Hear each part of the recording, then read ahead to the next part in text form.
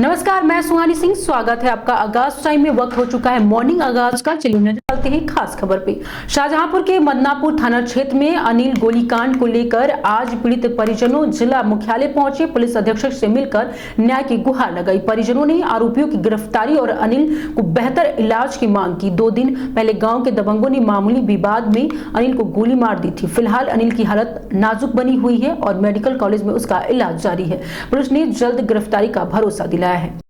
उक्त प्रकरण थाना मदनापुर जनपद शाहजहांपुर के संबंध में है। डायल 112 के माध्यम से थाने पर सूचना प्राप्त हुई कि ग्राम सहदा जनपद बदायूं के रहने वाले अनिल कुमार पुत्र राम दुलारे, जो कि अपनी ननिहाल में ग्राम रामनगर थाना मदनापुर में आया था, उस गोली लगने से घायल हो गया है। उक्त सूचना पर थाना मदनापुर पुलिस टीम तत्काल मौके पर पहुंची और घायल को तत्काल एम्बुलेंस के माध्यम से अस्पताल में पहुंचाया गया। घायल की हालत फिलहाल खतरे से बाहर है। तहरीर अभी तक प्राप्त नहीं हुई है।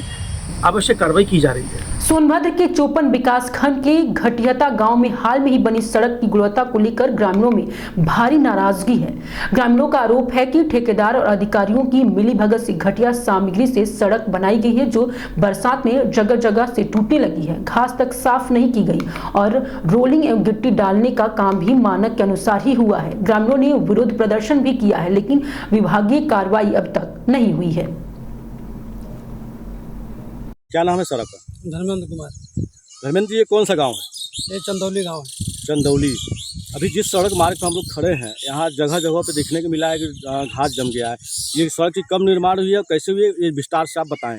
अभी सड़क 10 दिन हुआ है बनने के लिए, बन गया है 10 दिन और बीच बीच में घास आ रही है। घास पूरी कई जगह पूरी आ रही है। उसके बाद सोलिंग लग रहा है। क्या मानक अनुरूप बना है? हाँ, मानक अनुरूप रोड बना है आपके अनुसार? नहीं बना नहीं है। बना है।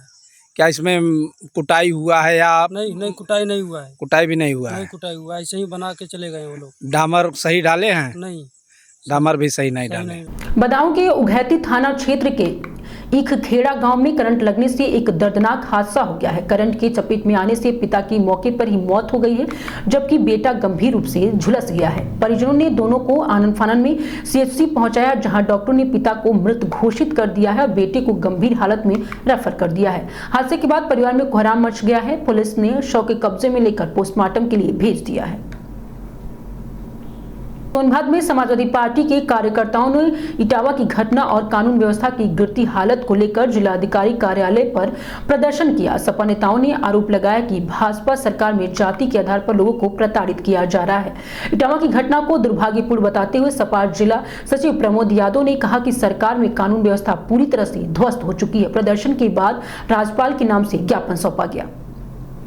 सोनभद्र में इटावा की घटना को लेकर समाजवादी पार्टी कार्यकर्ताओं ने जमकर हंगामा किया और कानून व्यवस्था को लेकर जिलाधिकारी कार्यालय पर जोरदार प्रदर्शन किया। सपा जिला सचिव प्रमोद यादव ने भाजपा सरकार पर तीखा हमला बोलते हुए कहा कि जाति पूछकर आम लोगों को प्रताड़ित किया जा रहा है और पीडीए का उत्पीड़न हो रहा है। उन्होंने इटावा में कहतावाचक के साथ हुई दुर्घटना को दुर्भाग्यपूर्ण बताया और इसे कानून व्यवस्था की खुली नाकामी करार दिया। मुरादाबाद के सर्किट हाउस पहुंचे केंद्रीय मंत्री जितिन प्रसाद ने पीतल नगरी के निर्यातकों को समस्याओं पर अहम बैठक की। समन्वित कार्यक्रम में जीजीएफटी, जीएसटी विभाग और जिला प्रशासन के अधिकारी के मौजूद रहे। मंत्री ने कहा कि मुरादाबाद को एक्सपर्ट हब बनाने के लिए वन स्टॉप सेंटर और बुनियादी सुविधाओं के विस्तार पर काम होगा। उन्होंने डबल इंजन सरकार की सराहना करते हुए कहा कि इससे रोजगार और निर्यात दोनों में वृद्धि होगी। सोनभद्र के राबर्टगंज कोतवाली क्षेत्र में सिद्धि खुर्द इलाके में शिवगुरु टेंट हाउस में संदिग्ध परिस्थितियों में भीषण आग लग गई है। आग की चपेट में आकर लाखों का सामान जलकर खाक हो गया। सकरी सड़क के चलते दमकल वाहन को मौके पर पहुंचने में भारी मशक्कत करनी पड़ी, लेकिन स्थानीय लोगों की मदद से आग पर काबू पाया जा सका। टेंट मालिक का कहना है यही उनका भरण पोषण का एकमात्र जरिया था, जो अब राख में तब्दील हो गया है। पीड़िता ने प्रशासन से आर्थिक सहायता की मांग की है। आपातकाल के विरोध में भाजपा ने आज काला दिवस मनाते हुए ऋषिकेश में प्रेस कॉन्फ्रेंस की, जिसमें पूर्व मुख्यमंत्री रमेश पोखरियाल निशंक शामिल हुए। निशंक ने इंदिरा गांधी पर तीखा हमला बोलते हुए कहा कि 50 साल पहले सत्ता बचाने के लिए संविधान को कुचला गया था और लोकतंत्र का गला घोटा गया था। उन्होंने कहा कि कांग्रेस की मानसिकता आज भी नहीं बदली है। हालांकि प्रेस कॉन्फ्रेंस में भाजपा ने कांग्रेसियों के शामिल होने पर निशंक कोई साफ जवाब नहीं दे सके।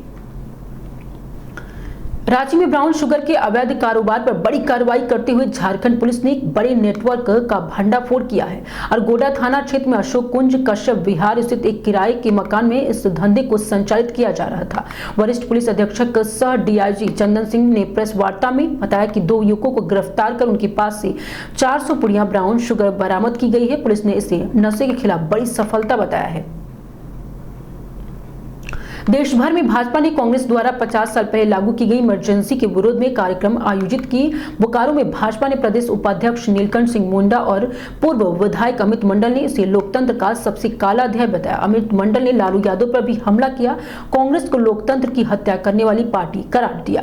पाकुड़ के माल पहाड़ी थाना क्षेत्र में पुलिस ने गुप्त सूचना के आधार पर 2 अंतर्राज्यीय तस्करों को गिरफ्तार किया है। उनके कब्जे से 1148 पीस अवैध जेलेटिन बरामद हुई। आरोपियों की पहचान पश्चिम बंगाल बीरभूम जिले के निवासी के रूप में हुई है। लोक जनशक्ति पार्टी ने मिथिला क्षेत्र के स्वर्गीय विकास को अपनी प्राथमिकता बनाया है।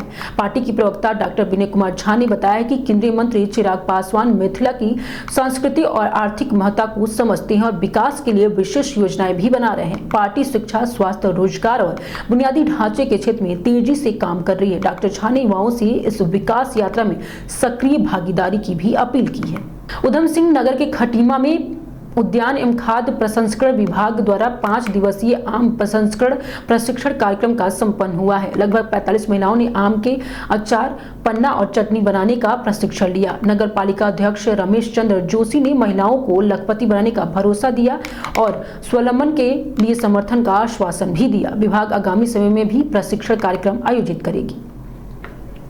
फर्रुखाबाद में स्वर्गीय छोटे सिंह यादव के त्रयोदशी संस्कार कार्यक्रम में पहुंचे पूर्व मुख्यमंत्री अखिलेश यादव ने बीजेपी पर हमला बोला। उन्होंने कहा कि बीजेपी को भगवान कृष्ण के प्रचार से तकलीफ है और भाजपा झूठ फैला रही है। अखिलेश यादव ने इमरजेंसी जैसी स्थिति का जिक्र करते हुए धार्मिक भावनाओं पर अंकुश लगाने की आलोचना की।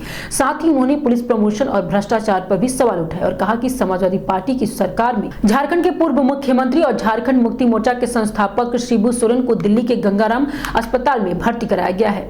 वो पिछले 3 दिनों से इलाजरत हैं। उनकी हालत स्थिर बताई जा रही है।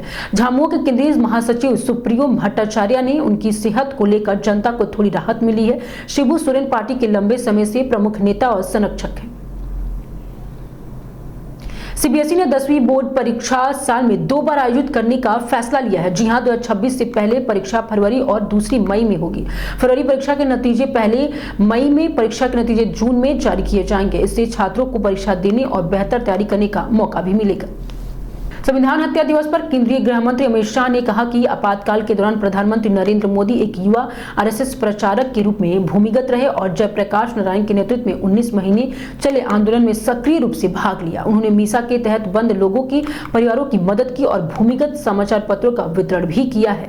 दिल्ली के मुख्यमंत्री और आप के राष्ट्रीय संयोजक अरविंद केजरीवाल ने कहा कि पंजाब में नशे के खिलाफ जंग शुरू हो चुकी है। उन्होंने साफ किया कि नशे की तस्करी में शामिल कोई भी बड़ा नेता नहीं है, उसे बख्शा नहीं जाएगा। केजरीवाल ने आरोप लगाया कि पहले के कुछ मंत्री ही नशे को बढ़ावा देने में सरकारी संसाधनों का गलत इस्तेमाल करते थे, लेकिन अब इस पर कड़ी कार्रवाई हो रही है।